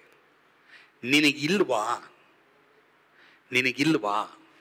ನಾನು ನೆಕ್ಸ್ಟ್ ವಾಕ್ಯ ತೋರಿಸ್ತೀನಿ, ಬಟ್ ಇಲ್ಲಿ ಗಮನ ಇಡಿ. ದೇವ್ರ ಹತ್ರ ಕೇಳಿ, ನನ್ನ ಹತ್ರ ಇಲ್ಲ ದೇವರೇ, ನಂಗೆ ಕೊಡಕ್ಕೆ ಆಸೆ, ಬಟ್ ನನ್ನ ಹತ್ರ ಇಲ್ಲ. ಬಿತ್ತುವವನಿಗೆ ಬೀಜವನ್ನು, ಉಣ್ಣುವವನಿಗೆ ಆಹಾರವನ್ನ ದೇವರು ಕೊಡ್ತಾರಂತೆ. ನೀನು ಬಿತ್ತಿದ್ರೆ ನಿನಗೆ ಆಹಾರ ದೇವರು ಕೊಡ್ತಾರೆ. ಅರ್ಥ ಆಗ್ತಾ ಇದೆಯಾ ಎಲ್ರಿಗೂ ಅರ್ಥ ಆಗ್ತಾ ಇದೆಯಾ? ಇವಾಗ ಎಷ್ಟು ಕೊಡಬೇಕು ಅಂತ ಅಲ್ಲಿ ಬರ್ದಿಲ್ಲ. ಅದು 10 ರೂಪಾಯಿ ಆದ್ರೂ, ಅದು 20 ರೂಪಾಯಿ ಆದ್ರೂ, ಅದು 100 ರೂಪಾಯಿ ಆದ್ರೂ, ಅದು 1000 ರೂಪಾಯಿ ಆದ್ರೂ, ಒಟ್ಟಿನಲ್ಲಿ ದೇವರ ಸೇವೆಯಲ್ಲಿ ನೀನು ಪಾಲ್ಗಾರನಾಗ್ಬೇಕು. ಎಷ್ಟೋ ಜನ ಪಾಲ್ಗಾರನಾಗಲ್ಲ. ಮತ್ತೆ ದೇವರೇ ನನ್ನ ಇಷ್ಟ ಆಶೀರ್ವಾದ ಮಾಡಿದ್ಯಾ. ಅಲ್ಲಿ ಪೌಲ ಏನ್ ಹೇಳ್ತಾರೆ ಅಂದ್ರೆ, ಹಳೆ ಒಡಂಬಡಿಕೆಯಲ್ಲಿ ದಶಮ ಭಾಗ ಇತ್ತು, ಬಟ್ ಹೊಸ ಒಡಂಬಡಿಕೆಯಲ್ಲಿ ಫ್ರೀಡಮ್ ಕೊಟ್ಟರು ದೇವರು. ಹೊಸ ಒಡಂಬಡಿಕೆಯಲ್ಲಿ ನಿಮಗೆ ಸ್ವತಂತ್ರ ಕೊಟ್ಟರು ದೇವರು. ಎಷ್ಟೋ ಜನಕ್ಕೆ ದಶಮ ಭಾಗ ಅನ್ನೋದು ಸ್ವಲ್ಪ ಕಷ್ಟನೇ ಆಗ್ತಾ ಇದೆ. ಈಗ ಉದಾಹರಣೆಗೆ ಎಷ್ಟೋ ಜನಕ್ಕೆ 10,000 ಬಂದ್ರೆ 1,000 ಅವ್ರ ಆದಾಯನೇ 10,000, ಅದರಲ್ಲಿ 1,000 ಕೊಡ್ಬೇಕಾ? ಕೊಡದೆ ಅದನ್ನು ಬರೋ ತಿಂಗಳು ಕೊಡ್ತೀನಿ ಬಿಡು, 5 ವರ್ಷ ಆಯ್ತು ಇನ್ನು ಕೊಡಕ್ಕೆ ಆಗ್ತಾ ಇಲ್ಲ. ಆದರೆ ಇಲ್ಲಪ್ಪ, ನಾನು ದೇವರಿಗಾಗಿ ನಾನು ಕೊಡಬೇಕು, ದೇವರು ನನ್ನ ಆಶೀರ್ವಾದ ಮಾಡಿದ್ದಾರೆ ಎಂಬುದಾಗಿ ನೀನು ಕೊಡಕ್ಕೆ ತೀರ್ಮಾನ ಮಾಡಿದಾಗ ದೇವರು ನಿನಗೆ ಹೆಚ್ಚು ಆರ್ಡರ್ಗಳು ಕೊಡ್ತಾರೆ, ಹೆಚ್ಚು ಬಾಗಿಲುಗಳನ್ನ ತೆರೀತಾರೆ, ನಿನಗೆ ಅಪ್ರೈಸಲ್ ಮಾಡ್ತಾರೆ, ದೇವರು ಇನ್ನೂ ಮೇಲ್ಕೆತ್ತಾರೆ. ಆಮೇಲೆ ಕೊಡಕ್ಕೆ ಇಷ್ಟ ಇಲ್ಲ ಅಂದಮೇಲೆ ದೇವರ ವಾಕ್ಯದಲ್ಲಿ ಒಂದು ವಾಗ್ದಾನ ಬರೆದಿದೆ ನೋಡ್ರಿ. ದಯವಿಟ್ಟು ಎಲ್ಲರೂ ಈ ವಾಕ್ಯವನ್ನು ಓದ್ರಿ. ಇಟ್ಸ್ ವೆರಿ ವೆರಿ ಇಂಪಾರ್ಟೆಂಟ್ ಪ್ರಿಯ ದೇವರ ಮಕ್ಕಳೇ. ಸ್ವಲ್ಪವಾಗಿ ಬಿತ್ತುವವನು ಪೈರನ್ನು ಸ್ವಲ್ಪವಾಗಿ ಕೊಯ್ತಾನೆ, ಹೆಚ್ಚಾಗಿ ಬಿತ್ತುವವನು ಹೆಚ್ಚಾಗಿ ಕೊಯ್ತಾನೆ ಎಂಬುದಾಗಿ ಬರೆಯಲ್ಪಟ್ಟಿದೆ. ಹಾಗಾದ್ರೆ ಈ ವಾಕ್ಯದಲ್ಲಿ ನಾವು ನೋಡುವಾಗ ಬಿತ್ತುವವನಿಗೆ ಬೀಜವನ್ನು, ಉಣ್ಣುವವನಿಗೆ ಆಹಾರವನ್ನ ದೇವರೇ ಕೊಡ್ತೀನಿ ಅಂತ ವಾಗ್ದಾನ ಮಾಡಿದ. ಓಕೆ, ಸೊ ದಯವಿಟ್ಟು ನಿಮ್ಮ ಸತ್ಯವೇದಗಳನ್ನ ಅದೇ 2 ಕೊರಿಂಥ 9ನೇ ಅಧ್ಯಾಯ 10ನೇ ವಚನ ಓದ್ರಿ. 10ನೇ ವಚನ 10 ಓದ್ರಿ. ಬಿತ್ತುವವನಿಗೆ ಬೀಜವನ್ನು, ಉಣ್ಣುವವನಿಗೆ ಆಹಾರವನ್ನು ಕೊಡುವಾತನು ನಿಮಗೂ ಬಿತ್ತುವುದಕ್ಕೆ ಬೀಜವನ್ನು ಕೊಟ್ಟು ಹೆಚ್ಚಿಸಿ ನಿಮ್ಮ ಧರ್ಮ ಕಾರ್ಯಗಳಿಂದ ನಿಮ್ಮ ಧರ್ಮ ಕಾರ್ಯಗಳಿಂದ ಉಂಟಾಗುವ ಫಲಗಳನ್ನು ವೃದ್ಧಿಪಡಿಸುವನು. ಸರಿ, ಎಲ್ರು ನೋಡಿದ್ರ? ಸೇವೆಗಳಿಗಾಗಿ ಕೊಡದೇ ಇರಂತ ಎಷ್ಟೋ ಜನ ಇದ್ದಾರೆ. ಇನ್ನೊಂದು ಹೇಳ್ತೀನಿ, ಮೊಟ್ಟೆ ಪಪ್ಸ್ಗೆ ಪಾನಿಪುರಿಗೆ ಕೊಡುವಷ್ಟು ದೇವರ ಆಲಯಕ್ಕೆ ಎಷ್ಟೋ ಜನ ಕೊಡ್ತಾ ಇಲ್ಲ. Wrong. No, you cannot do that. ಮೊದಲು ದೇವರ ರಾಜ್ಯಕ್ಕಾಗಿ, ನೀತಿಗಾಗಿ ತವಕ ಪಡಿ. ಮೊಟ್ಟೆ ಪಪ್ಸ್ ತಿನ್ಬೇಡ ಅಂತ ಹೇಳ್ತಾ ಇಲ್ಲ, ನೀನು ಸ್ನ್ಯಾಕ್ಸ್ ತಿನ್ಬೇಡ ಅಂತ ಹೇಳ್ತಾ ಇಲ್ಲ. ಬಟ್ ದೇವರು ಹೇಳ್ತಾ ಇರೋದೇನಂತಂದ್ರೆ, ದೇವರ ರಾಜ್ಯಕ್ಕಾಗಿ ಕೊಡುವವನಾಗಿದೆಯಾ ನೀನು? ತೀರ್ಮಾನ ಮಾಡ್ಬೇಕು. ನಿನಗಿಲ್ವಾ? ದೇವ್ರು ಕೊಡ್ತೀನಿ ಅಂತ ಹೇಳ್ತಾ ಇದ್ದಾರೆ. ಸರಿ, ದೇವರಿಗೆ ಕೊಟ್ಟಾಗ ಏನಾಗುತ್ತೆ? 11ನೇ ವಚನ ಓದ್ರಿ. 11. ಹೀಗೆ ನೀವು ಎಲ್ಲಾ ವಿಷಯಗಳಲ್ಲಿ ಐಶ್ವರ್ಯವಂತರಾಗಿದ್ದು ಉದಾರವಾಗಿ ಕೂಡ ಶಕ್ತರಾಗುವಿರಿ. ನೋಡಿದ್ರ? ಎಲ್ಲಾ ವಿಷಯಗಳಲ್ಲಿ ಹೇಗಿರ್ತೀರ ನೀವು? ಸಮೃದ್ಧಿಯಾಗಿ ಐಶ್ವರ್ಯವಂತರಾಗಿರ್ತೀರ. ಸರಿನಾ? ಆದ್ರೆ ನಿಮ್ಮ ದಾನಗಳು ನಮ್ಮ ಕೈಯಿಂದ ಮತ್ತೊಬ್ಬರಿಗೆ ಸೇರಿದಾಗ ದೇವರಿಗೆ ಏನಾಗುತ್ತೆ? ಕೃತಜ್ಞತಾ ಸ್ತುತಿ ಆಗುತ್ತೆ. 12ನೇ ವಚನ ಓದ್ರಿ. 12. ಹೇಗೆಂದರೆ ನೀವು ನಡೆಸುವ ಈ ಧರ್ಮ ಕಾರ್ಯವು ದೇವಜನರ ಕೊರತೆಗಳನ್ನು ನೀಗುವುದು ಮಾತ್ರವಲ್ಲದೆ ಅನೇಕರಿಂದ ದೇವರಿಗೆ ಕೃತಜ್ಞತಾ ಸ್ತುತಿ ಹುಟ್ಟಿಸುವುದು. ಆಮೆನ್. ಈ ಸಹಾಯದಿಂದ ತೋರಿ ಬಂದ ಅನೇಕರಿಗೆ ಏನಾಗುತ್ತಂತೆ? ಅವರ ಕೊರತೆಗಳು ನೀಗುತ್ತೆ, ಮಾತ್ರವಲ್ಲದೆ ದೇವರಿಗೆ ಕೃತಜ್ಞತಾ ಸ್ತುತಿಯನ್ನ ಸಲ್ಲಿಸಲಾಗುತ್ತೆ. 14ನೇ ವಚನ ನೋಡಿ ದಯವಿಟ್ಟು. 14. ಇದಲ್ಲದೆ ನಿಮಗೋಸ್ಕರ ವಿಜ್ಞಾಪನೆ ಮಾಡಿ ದೇವರ ಅತಿಶಯವಾದ ಕೃಪೆಯು ನಿಮ್ಮಲ್ಲಿ ಇರುವುದರಿಂದ ನಿಮ್ಮ ಪರಿಚಿತಿ ಮಾಡಬೇಕೆಂದು ಕೋರುವರು. 15ನೇ ವಚನ. ಅಶಕ್ಯವಾದ ದೇವರ ವರಕ್ಕಾಗಿ ಆತನಿಗೆ ಸ್ತೋತ್ರ. ಸರಿ, ಈಗ ಎಲ್ರು ಗಮನ ಇಡಿ ಅಮ್ಮ, ಎಲ್ರು ಗಮನ ಇಡಿ. ಒಂದಿನ ಒಬ್ರು ಸೈಕಲ್ನಲ್ಲಿ ಹೋಗ್ತಾ ಇದ್ರು. ಸೈಕಲ್ನಲ್ಲಿ ಒಂದು ಹಳ್ಳಿಯಿಂದ ಇನ್ನೊಂದು ಹಳ್ಳಿಗೆ ಸೇವೆಗೆ ಹೋಗ್ತಾ ಇದ್ರು. ತಮಿಳ್ನಾಡಲ್ಲಿ ಸೇಲಂ ಹತ್ತತ್ರ, ಹೊಸೂರು ಸೇಲಂ ನಡುವೆ ಹೋಗ್ತಾ ಇರ್ಬೇಕಾದ್ರೆ ಮಳೆ ಬಂದ್ಬಿಡ್ತು. ಗಂಡ ಹೆಂಡತಿ ಇಬ್ರು ಸೈಕಲ್ನಲ್ಲಿ ಹೋಗ್ತಾ ಇದ್ದಾರೆ ಸೇವೆಗೆ. ಹೋಗ್ತಾ ಇರ್ಬೇಕಾದ್ರೆ ಮಳೆ ಬಂದ್ಬಿಡ್ತು. ಮಳೆ ಬಂದಾಗ ಅದು ಏನಾಯ್ತಂದ್ರೆ, ದಾರಿನಲ್ಲಿ ಅವರು ಪಾಪ ನೆನ್ಕೊಂಡು ಹೋಗ್ತಾ ಇದ್ರೆ ಇದ್ದಕ್ಕಿದ್ದಂಗೆ ಪಂಚರು ಆಗೋಯ್ತು. ಜೋರು ಮಳೆ. ಅವ್ರಿಗೆ ಇನ್ನೂ ಒಂದು 4-5 ಕಿಲೋಮೀಟರ್ ದೂರ ಇದೆ, ಮನೆಗೆ ಹೋಗೋಕ್ಕೆ ಆಗಿಲ್ಲ. ಕಡೆಗೆ ಅವ್ರು ತೀರ್ಮಾನ ಮಾಡಿದ್ರು, ಈ ಸೈಕಲ್ ಪಂಚರು ಇದಾಗಿ ಇದನ್ನ ತಳ್ಕೊಂಡು ಹೋಗೋದು ಹೆಂಗೆ ಅಂತ ಒಂದು ಮನೆ ಬಾಗಿಲು ತಟ್ಟಿದ್ರು. 15 ವರ್ಷ ಸೈಕಲ್ ಹೋಗಿರೋದು ಅವರು. ಎಷ್ಟು ವರ್ಷ? ಎಲ್ರು ಗಮನ. ಎಷ್ಟು ವರ್ಷ? 15 ವರ್ಷ. ಸರಿ, 15 ವರ್ಷ ಸೈಕಲಲ್ಲಿ ಹೋಗಿದ್ದಾರೆ. ಬಟ್ ಇದು ಒಂದು ಇನ್ಸಿಡೆಂಟು. ಪಂಚರ್ ಆಗೋಯ್ತು, ಮಳೆ ಸುರಿತಾ ಇದೆ. ಒಂದು ಮನೆ ಬಾಗಿಲು ತಟ್ಟಿದ್ರು, ಒಂದು ಹಳ್ಳಿಯಲ್ಲಿ ಬಾಗಿಲು ತಟ್ಟಿದ್ರೆ ಯಾರೋ ಒಬ್ರು 11 ಗಂಟೆ ರಾತ್ರಿ ಬಾಗಿಲು ತೆಗ್ಬಿಟ್ಟು, ಅವರು ಹಿಂಗೆ ಅಂದ್ರಂತ ಅವ್ರಿಗೆ, ಮುಟ್ಟಾಳು. ಇವರು ಬೈಬಲ್ ಹಾಕೊಂಡಿದ್ರಂತೆ. ಬೈಬಲ್ ಒಂದು ಬ್ಯಾಗಿಲ್ ಇಟ್ಕೊಂಡು, ಎನ್ನ ಉಳ್ಳಿಯಪ್ಪಂಡ್ರೆ ಏನು ಸೇವೆ ಮಾಡ್ತಾ ಇದ್ಯಾ ನೀನು? ಈ ರಾತ್ರಿನಲ್ಲಿ ಬಂದು ನಮ್ಮ ಬಾಗಿಲು ತಟ್ಟ. ಇಲ್ಲಯ್ಯ, ಏನಂದ್ರೆ ನಾವು ಸೇವೆಗೆ ಹೋಗಿ ಬರ್ತಾ ಇದ್ವಿ, ಪಂಚರ್ನು ಹಾಕಕ್ಕಾಗ್ತಾ ಇಲ್ಲ.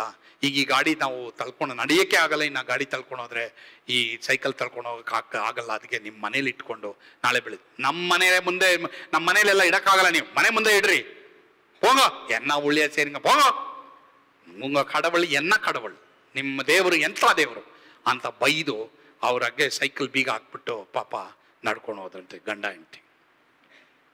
ಅವಾಗ ಅವರು ರಾತ್ರಿನಲ್ಲಿ ಮಳೆನಲ್ಲಿ ಪ್ರಾರ್ಥನೆ ಮಾಡಿದ್ರಂತೆ, ದೇವರೇ ನಮಗೊಂದು ಮೋಟ್ರ್ ಬೈಕ್ ಕೊಟ್ಟರೆ ಎಷ್ಟು ಒಳ್ಳೇದಪ್ಪ. ನಾವು ಯಾಕೆ ಈ ಥರ ಬಯಸ್ಕೋಬೇಕು? ಈ ಥರ ನಮ್ಗೆ ಯಾಕೆ ತಿರಸ್ಕಾರ? ನಮಗೊಂದು ಅದ್ಭುತ ಮಾಡು ದೇವರೇ ಅಂತೇಳಿ ಅವ್ರು ಪ್ರಾರ್ಥನೆ ಮಾಡಿದ್ರಂತೆ. ನನಗೆ ಈ ಸ್ಟೋರಿ ಗೊತ್ತಿಲ್ಲ.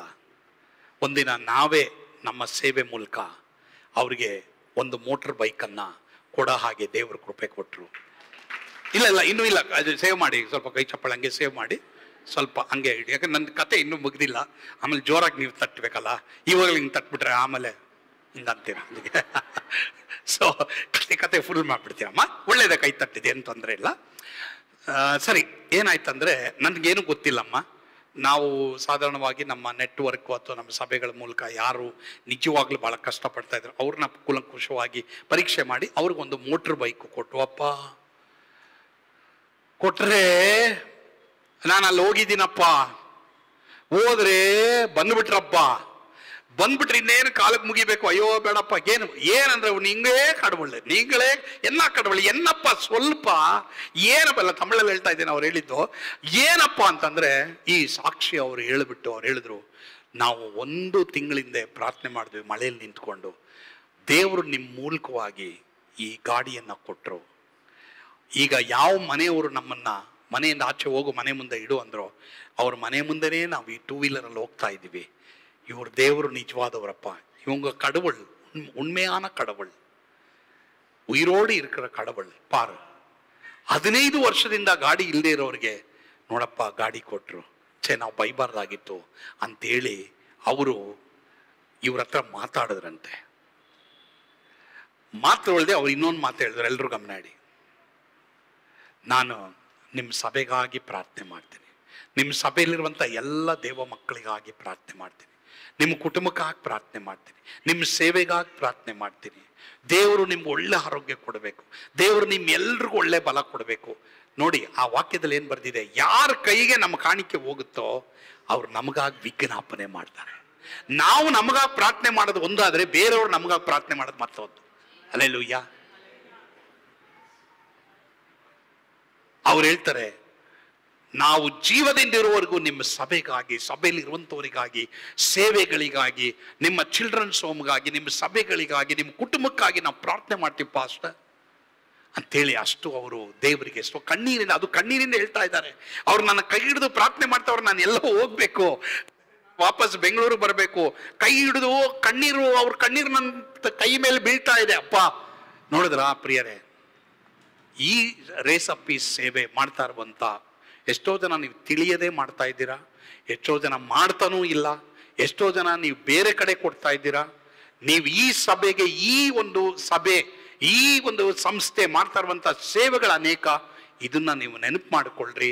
ಇದರಿಂದ ಯಾರ ಕೈಗೆ ಕಾಣಿಕೆಗಳು, ದಶಮ ಭಾಗಗಳು, ನೀವು ಕೊಡುವಂತ ವಿಶೇಷ ಕಾಣಿಕೆಗಳು, ನೀವು ಸಮೃದ್ಧಿ ಬಂದಾಗ ನೀವು ನಿಮ್ಮ ಆಲಯವನ್ನ ಮೊದಲು ನೆನೆಸ್ಕೊಂಡು ನೀವು ಕೊಡುವಾಗ ಸೇರಿದಂತ ಅನೇಕರು ನಿಮಗೋಸ್ಕರವಾಗಿ ವಿಜ್ಞಾಪನೆ ಮಾಡ್ತಾರೆ. ಅಲ್ಲೆಲ್ಲೂ ಹೇಳ್ರಿ, ಎಲ್ಲರೂ ಈ ಕೈ ಚಾಪಾಳೆ ತಟ್ಟಿ, ಎಲ್ಲರೂ ಈ ಕೈ ಚಾಪಾಳೆ ತಟ್ಟಿ, ಎಸ್ ಈಗ ತಟ್ರಿ ಕೈ ಚಾಪಾಳೆ. ನೀವು ಕೈ ತಟ್ಟಿದಂತಹ ಚಪ್ಪಾಳೆ ಎಲ್ಲ ಶಬ್ದಗಳು ದೇವರ ಬಳಿಗೆ ಹೋಗ್ಲಿ. ಇನ್ನೊಂದು ವಾಕ್ಯ ಹೇಳ್ತೀನಿ. ಏನ್ ಪಾಸ್ಟ್ರೆ, ಅದೇನು ಅಷ್ಟು ಸ್ಟ್ರಿಕ್ಟ್ ಆಗಿ ಹೇಳ್ತಾ ಇದ್ದೀರಾ ನೀವು ನಮ್ಮ ಆಲಯಕ್ಕೆ ಕೊಡ್ಬೇಕಂತ ಯಾಕೆ ಹೇಳ್ತಾ ಇದ್ದೀರಾ? ಹೆಂಗ್ ಹೇಳ್ತೀರಾ ನೀವು? ಇನ್ನೂ ಹಳೆ ಒಡಂಬಡಿಕೆಯಲ್ಲಿ ತೋರಿಸಿದ್ರಿ, ಹೊಸ ಒಡಂಬಡಿಕೆಯಲ್ಲಿ ಎಲ್ಲಿದೆ ಪಾಸ್ಟ್ರೆ? ಸರಿನಾ? ಅಲ್ಲಿ ಒಂದು ಪಾಯಿಂಟು ನಿಮ್ ಸಂತೋಷ ಆಗ್ಬೇಕು. ಎಷ್ಟು ಕೊಡಬೇಕು ಅನ್ನೋದಲ್ಲ, ನೀವು ಹೇಗೆ ಕೊಡ್ತೀರಾ. ಕೊಡದೇ ಇರಕ್ಕೆ ಆಪ್ಷನ್ ಇಲ್ಲ, ಬಟ್ ನಾವು ಕೊಡಬೇಕು ಎಲ್ಲ ಆದಾಯದಲ್ಲಿ ಪ್ರಥಮ ಫಲದಲ್ಲಿ. ಅದರಿಂದ ನೀವು ಪ್ರಾರ್ಥನೆ ಮಾಡಿ, ದೇವರು ನಿಮ್ಗೆ ಕೊಡಕ್ಕೆ ಕೃಪೆ ತೋರ್ತಾರೆ. ಬಟ್ ಈ ವಾಕ್ಯ ನೀವು ಓದ್ಲೇಬೇಕು. ಇದನ್ನು ಓದ್ದೇನೆ ನಾನು ನನ್ನ ಮನವೇ ಹೇಳ್ಸಲ್ಲ ನಿಮಗೆ, ರೈಟಾ? ಸರಿ, ಇದು ವಾಕ್ಯ ಓದಲೇಬೇಕು. ಯಾಕಂದ್ರೆ ನಿಮ್ಮಲ್ಲಿ ಕೆಲವರು ತಪ್ಪರ್ಥ ಮಾಡ್ಕೊಳ್ಬಾರ್ದು ನಾನು ಹೇಳುವಂತ ಈ ವಿಷಯ. ಯಾಕಂದ್ರೆ ವಾಕ್ಯದ ಆಧಾರದ ಮೇಲೆ ನಾನು ಹೇಳ್ತಾ ಇದ್ದೀನಿ. ನಾನು ಒಬ್ಬರ ಹತ್ರ ಮಾತಾಡ್ತಾ ಇದ್ದೆ, ಅವ್ರು ನನಗೆ ಹೇಳ್ತಾ ಇದ್ರು, ನನಗೊಂದು ಕೆಲಸ ಕೊಟ್ಟರೆ ದೇವರು, ಒಬ್ಬ ಒಬ್ಬ ಒಬ್ಬ ಒಬ್ಬ ಒಬ್ಬ ವಿದ್ಯಾರ್ಥಿ ಹತ್ರ ನಾನು ಮಾತಾಡ್ತಾ ಇದ್ದೆ, ನಾನು ಈ ಥರ ಮಾಡ್ತೀನಿ, ನಾನು ಈ ಥರ ಮಾಡ್ತೀನಿ, ನಾನು ಈ ಥರ ಮಾಡ್ತೀನಿ. ಎಲ್ಲರೂ ಗಮನ ಇಡಿ. ನಿಮ್ಮ ಮಕ್ಕಳಲ್ಲಿ ಒಳ್ಳೆ ಪೊಟೆನ್ಷಿಯಲ್ ಇದೆ, support them, help them. And ಇವತ್ತು ಕರ್ತನ ಭೋಜನದಲ್ಲಿ ನಾನು ಹೇಳಿದ್ನಲ್ಲ ನಿಮಗೆ, ನಿಮ್ಮ ಮಕ್ಕಳನ್ನ ಹುರಿದುಂಬಿಸ್ರಿ. ನಿಮ್ಮ ಮಕ್ಕಳು ನಿಮ್ಮನ್ನು ನೋಡ್ಕೊಳ್ತಾರೆ, ನಿಮ್ಮ ಮಕ್ಕಳು ನಿಮ್ಮನ್ನು ನೋಡ್ಕೊಳ್ಳೋ ಹಾಗೆ ದೇವರು ಅವರು ಕೃಪೆ ಕೊಡ್ತಾರೆ. ಕೆಲವು ವೇಳೆ ಕೆಲವು ಮಕ್ಕಳು ನೋಡ್ಕೊಳ್ತಾ ಇಲ್ಲ ತಂದೆ ತಾಯಿಗಳನ್ನ ನೋಡ್ಕೊಳ್ಬೇಕಾಗಿರೋದು ಧರ್ಮ. ಅದು ವಾಕ್ಯದ ಪ್ರಕಾರ ಧರ್ಮ. ಯಾವ ಮಕ್ಕಳು ಇವತ್ತು ಸಂಪಾದನೆ ಮಾಡ್ತಾ ಇದ್ದೀರಾ, ಒಂದು ಪಾಲು ದೇವರಿಗೆ ಅಂದ್ರೆ ನಿಮ್ಮ ಆಲಯಕ್ಕೆ, ಒಂದು ಪಾಲು ನಿಮ್ಮ ತಂದೆ ತಾಯಿಗಳಿಗೆ. Very important, very very very very important. ನಿಮ್ಮ ಸಂಪಾದನೆ ಹೇಗಿದೆಯೋ ಅದ್ರ ಮೇಲೆ ಡಿಪೆಂಡ್ ಆಗಿರ್ತದೆ. ಕೆಲವರು ಬರೀ ಅವ್ರ ತಂದೆ ತಾಯಿಗಳಿಗೆ ಅವ್ರ ಸಂಪಾದನೆಯ ಒಂದು ಆಧಾರದ ಮೇಲೆ 50 ರೂಪಾಯಿ ಕೊಡ್ಬೋದು. ತಂದೆ ತಾಯಿಗಳು ಏನು 50 ರೂಪಾಯಿ ಕೊಡ್ತಾ ಇದೆ ಅಂತ ಬಿಸಾಕ್ಬೇಡಿ, ಪ್ರೈಸ್ ಮಾಡಿ ಅದಕ್ಕೆ. ಇನ್ನೊಂದು ಪಾಲು ನಿಮ್ಮ ಸೇವಿಂಗ್ಸ್ ಇರಲಿ, ಇನ್ನೊಂದು ಪಾಲು ನೀವು ಖರ್ಚು ಮಾಡಿ. 4 ಕಾರ್ಯಗಳು ವೆರಿ ವೆರಿ ಇಂಪಾರ್ಟೆಂಟ್. 4 ಕಾರ್ಯಗಳು. ಯಾರೋ ಒಬ್ರು ಹೇಳ್ತಾ ಇದ್ರು ನನಗೆ, ನನ್ನ ತಂದೆ ತಾಯಿಗಳನ್ನ ನಾನು ಅವತ್ತಿಂದ ನೋಡ್ಕೊಂಡಿದ್ರಿಂದ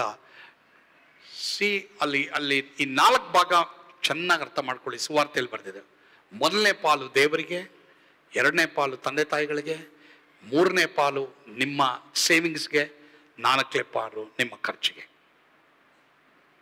ಒಂದೇಳ ಎಲ್ಲರೂ ಗಮನ ಇಡಿ. ಯಾರೋ ಒಬ್ರು ನನಗೆ ಈ ಪಾಯಿಂಟ್ ಹೇಳಿದ್ರು, ನಾನು ಅವ್ರಿಗೆ ಎನ್ಕರೇಜ್ ಮಾಡಿದೆ. ಇವ್ರು ಏನು ಮಾಡ್ಬಿಟ್ರಂದ್ರೆ, ಅವ್ರಿಗೆ ಬರಂತ 100% ಹಣನ ಸೇವೆ ಕೊಟ್ಬಿಟ್ರು. ಅವ್ರ ಕುಟುಂಬ ನೋಡ್ಕೊಂಡಿಲ್ಲ. ಕಡೆಗೆ ಅವ್ರು ಏನು ಹೇಳಿದ್ರು ಗೊತ್ತಾ, ಪಾಸ್ಟರ್ ಅದರಿಂದ ನಾನು ಎಲ್ಲ ಹಾಳು ಮಾಡಿಕೊಂಡೆ. ಆದರೆ ನಿಮ್ಮ ಟೀಚಿಂಗ್ ನಾನು ಕಲಿತೆ, ನೀವು ಭಾಳ ಸಮತೋಲನವಾಗಿ ಬ್ಯಾಲೆನ್ಸ್ ಆಗಿ ಟೀಚ್ ಮಾಡಿದ್ರಿ. ಸೇವೆನೂ ನೋಡಬೇಕು, ನನ್ನ ಕುಟುಂಬನೂ ನೋಡ್ಕೊಳ್ಬೇಕು. ನಾನು ಕಲಿತೆ ಪಾಸ್ಟರ್, ಈಗ ನನ್ನ ಕುಟುಂಬ ನೋಡ್ಕೊಳ್ಳೋಕ್ಕೆ ನಾನು ಕಲಿತೆ. ಸ್ವಲ್ಪವಾಗಿ ನನ್ನ ಸಾಲ ತೀರ್ತಾ ಇದೆ ಅಂದರು. ಈಗ ಎಷ್ಟೋ ಜನ ಮಕ್ಕಳು ಇಲ್ಲಿದ್ದೀರಾ, ಎಷ್ಟೋ ಜನ ನೀವು ಚೆನ್ನಾಗಿ ಓದ್ತಾ ಇದ್ದೀರಾ, ಎಷ್ಟೋ ಜನ ಕೆಲಸ ಮಾಡ್ತಾ ಇದ್ದೀರಾ, ಟೀನೇಜರ್ಸ್. ಮೊದಲು ನಿಮ್ಮ ಆಲಯವನ್ನು ನೀವು ನೆನೆಸ್ಕೊಳ್ಳಿ. ಯಾವ ಆಲಯದಲ್ಲಿ ನೀನು ಕುಳಿತಿದೆಯೋ, ವಾಕ್ಯ ಕೇಳ್ತಾ ಇದೆಯೋ, ಫಸ್ಟ್ ಗಿವ್ ಟು ಗಾಡ್. ನೀವು ನೋಡಿ. 2, take care of your parents. ನೀನು ಸಾಯೋವರೆಗೂ ನಿನ್ನ ಪೇರೆಂಟ್ಸ್ಗೆ ನೀನೇನಾದರೂ ಒಂದು ಮಾಡಲೇಬೇಕು. ಅವ್ರು ಯಾರೇ ಆಗಿರ್ಬೋದು ಪ್ರಿಯರೇ, ಯಾರೇ ಆಗಿರ್ಬೋದು. 3, ಸೇವ್ ಮಾಡು. 4, ಖರ್ಚು ಮಾಡು. ನಿನಗೇನು ಬೇಕೋ ಖರ್ಚು ಮಾಡು. ಆಮೇಲೆ ಯಾಕೆ ಈ ಆಲಯಕ್ಕೆ ಕೊಡಬೇಕು ಅಂತ ವಾಕ್ಯದ ಪ್ರಕಾರ ಹೇಳ್ತಾ ಇದ್ದೀರಿ ಅಂತ ನಾನು ನೋಡುವಾಗ 1 ಕೊರಿಂಥ 9, 11, 12 ಓದ್ಬಿಡ್ರಿ. ಆಮೇಲೆ ನನ್ನ ಮನವಿ ಹೇಳ್ಬಿಟ್ಟು ಆಶೀರ್ವಾದ ಕೊಟ್ಬಿಟ್ಟು ನಿಮ್ಮೆಲ್ಲರಿಗೂ ಪ್ರೇಯರ್ ಮಾಡ್ಬಿಟ್ಟು ಕಳಿಸ್ತೀನಿ. ನಾವು ನಿಮಗೋಸ್ಕರ ಎಲ್ರು ವೆರಿ ಗುಡ್ ಅಮ್ಮ, ವೆರಿ ಗುಡ್. ನೀನೇ ಓದ್ಬೇಕಮ್ಮ. ಇವಾಗ ಎಲ್ರು ನೋಡಿ ಆ ವಾಕ್ಯ, ಎಲ್ರು ನೋಡಿ. ಎಲ್ರು ನೋಡ್ಬೇಕಪ್ಪ, ಎಲ್ರು ನೋಡಿ. ಓದಮ್ಮ. ನಾವು ನಿಮಗೋಸ್ಕರ ಆತ್ಮ ಸಂಬಂಧವಾದ ಬೀಜವನ್ನು ಬಿತ್ತಿದ ಮೇಲೆ ನಿಮ್ಮಿಂದ ಶರೀರ ಸಂಬಂಧವಾದ ಪೈರನ್ನು ಕೊಯ್ಯುವುದು ದೊಡ್ಡದೋ? ಸಾಕಮ್ಮ, ಅದು ಮುಂದೆ. ಆಮೇಲೆ ಪೌಲ ಅಲ್ಲಿ ವಾದ ಮಾಡ್ತಾನೆ, ಟೀಚ್ ಮಾಡ್ತಾ ಇದ್ದಾನೆ. ಈ ಹಕ್ಕು ಇತರರಿಗೆ ನಿಮ್ಮ ಮೇಲೆ ಇದ್ರೆ ನಮಗೆ ಎಷ್ಟೋ ಹೆಚ್ಚಾಗಿರ್ಬೇಕಲ್ಲ. ಎಲ್ರು ಗಮನ ಇಡಿ. ಈಗ ಯಾರೋ ಒಬ್ರು ಪ್ರೀಚರ್ ಬರ್ತಾರೆ ಇಲ್ಲಿಗೆ, ಕೆಲವರೆಲ್ಲ ಏನು ಮಾಡ್ಬಿಡ್ತಾರೆ, ಅವ್ರು ಒಳ್ಳೆ ಪ್ರಸಂಗ ಮಾಡಿದ್ರಪ್ಪ, ಒಳ್ಳೆ ಪ್ರವಾದನೆ ಮಾಡಿ, ನಮ್ಮ ಪಾಸ್ಟರ್ಗೆ ಏನು ಕೊಡೋದು, ನಮ್ಮ ಸಭೆಗೆ ಏನು ಕೊಡೋದು ಅಂತ ಎತ್ತಿ ಅವರಿಗೆ ಕೊಡೋಕ್ಕೆ ಶುರು ಮಾಡ್ತಾರೆ. ಅವ್ರು ಕೊಡಬಾರ್ದು ಅಂತಲ್ಲ, ನಿಮ್ಮ ಸಭೆಗೆ ಸಲ್ಲತಕ್ಕದನ್ನ ಅವ್ರು ಕೊಡಬಾರ್ದು, ಅದಕ್ಕೆ ಮೇಲ್ಪಟ್ಟದನ್ನ ಅವ್ರು ಕೊಡಿ. ನೋ ಪ್ರಾಬ್ಲಮ್, ಕೊಡೋದ್ರಲ್ಲಿ ತಪ್ಪಿಲ್ಲ, ನಾನು ಹೇಳ್ತಾ ಇಲ್ಲ. ಇಲ್ಲಿ ಪೌಲ ಹೇಳ್ತಾ ಇದ್ದಾನೆ, ನಾನು ನಿಮಗೋಸ್ಕರ ಆತ್ಮ ಸಂಬಂಧವಾದ ಬೀಜವನ್ನ, ವಾಕ್ಯವನ್ನ ಕೊಟ್ಟ ಮೇಲೆ ಶರೀರ ಸಂಬಂಧವಾದ ಪೈರು ಅಂದ್ರೆ ನಿಮ್ಮಿಂದ ಕಾಣಿಕೆ, ದಶಮಭಾಗ, ಮಾತ್ರವಲ್ಲದೆ ವಿಶೇಷ ಕಾಣಿಕೆನ ನಾನು ಕೊಯ್ಬಾರ್ದ? ಬೇರೆಯವ್ರಿಗೆ ಈ ಹಕ್ಕು ಇದ್ರೆ ನನಗೆ ಅದರ ಮೇಲೆ ಹಕ್ಕಿಲ್ವಾ? ಪೌಲ ಕೇಳ್ತಾ ಇದ್ದಾನೆ. ಬೇರೆಯವ್ರಿಗೆ ಹಕ್ಕಿದೆ, ಹಾಗಾದ್ರೆ ನನಗೆ ಹಕ್ಕಿಲ್ವಾ? ಪೌಲ ಕೇಳ್ತಾ ಇದ್ದಾನೆ. ಹಾಗಾದ್ರೆ ಎಲ್ರು ಗಮನ, ಎಲ್ಲಿ ನಿನಗೆ ವಾಕ್ಯ ದೇವರು ಕೊಡ್ತಾ ಇದ್ದಾರೋ, ಯಾವ ಆಲಯದಲ್ಲಿ ನೀನು ಬೆಳೀತಾ ಇದೆಯೋ, ಯಾವ ಆಲಯ ನಿನ್ನ ನೋಡ್ಕೊಳ್ಬೇಕು, ಆ ಆಲಯಕ್ಕೆ ನಿನ್ನ ಆದಾಯದ ಪ್ರಥಮ ಫಲ ನೀನು ಕೊಟ್ಟು ನೋಡು. ತಿರ್ಗಾ ನಾನು ಹೇಳ್ತಾ ಇದ್ದೀನಿ, ಎಷ್ಟೋ ಜನ 10ಕ್ಕೆ 1 ಭಾಗ ಮಾತ್ರ ಯೋಚನೆ ಮಾಡ್ತಾ ಇದ್ದಾರೆ. Don't think like that. Just you decide. ನೀವು ಡಿಸೈಡ್ ಮಾಡಿ, ದೇವರೇ ನಾನು ಏನು ಕೊಡ್ಬೇಕು, ದೇವರೇ ನಾನು ಹೇಗೆ ಕೊಡ್ಬೇಕು, ದೇವರೇ ನನಗೆ ಸಹಾಯ ಮಾಡು. ದೇವ್ರು ನೀನು ಎಷ್ಟು ಕೊಟ್ಟರು ಅವ್ರು ನೀನು ಪ್ರೀತಿ ಮಾಡ್ತಾರೆ. ಕೊಡದೇ ಇರಬೇಡಿ, ದೇವರಿಗೆ ಹಾಕ್ಬಿಡಿ.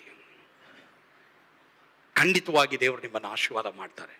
ಸೊ ತಿರ್ಗಾ ಲಾಸ್ಟು ಆ ಪಾಯಿಂಟ್ ಹೇಳ್ತೇನೆ. ಎಲ್ಲರೂ ಸಂತೋಷನಾ? ಇವತ್ತು ಎಲ್ಲರಿಗೂ ಬಿಡುಗಡೆ ಆಯ್ತಾ?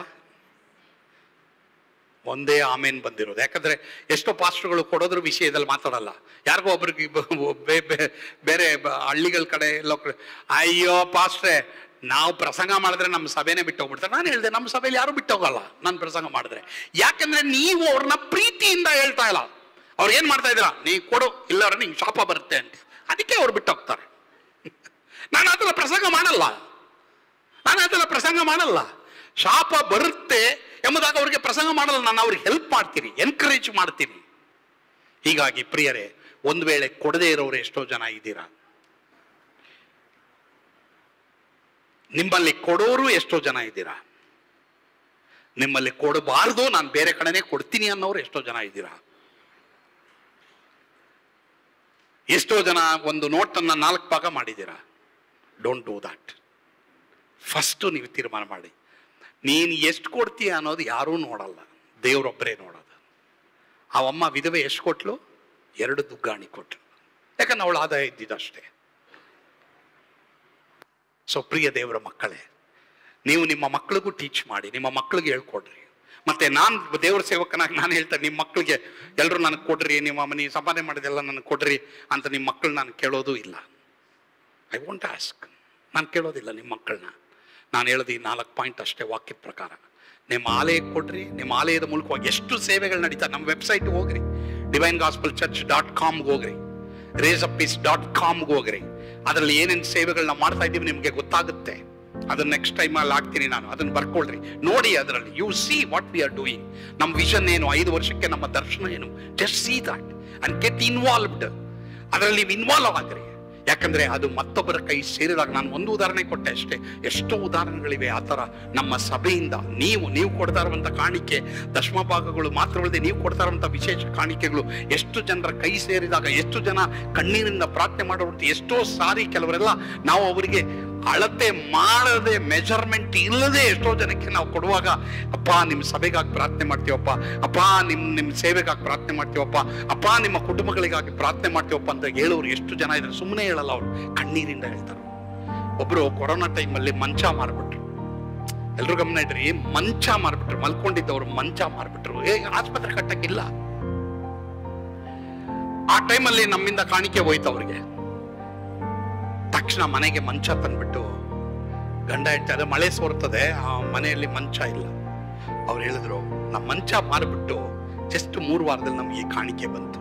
ಅಯ್ಯ, ದೇವರು ನಿಮ್ಮನ್ನ, ನಿಮ್ಮ ಒಂದು ಸಭೆಯನ್ನ, ನಿಮ್ಮ ಕುಟುಂಬವನ್ನ, ನಿಮ್ಮ ಸೇವೆಯನ್ನ, ಸಭೆಯಲ್ಲಿರುವಂತ ಎಲ್ಲರೂ, ನನಗೆ ಗೊತ್ತು ಇಲ್ಲಿ ಯಾರು ಅಷ್ಟೇ ಕಷ್ಟಪಡದೇ ಇಲ್ಲ. ನೀವೆಲ್ಲರೂ ಬೆವರು ಸುರಿಸ್ತೀರಾ, ಕಷ್ಟಪಡ್ತೀರಾ.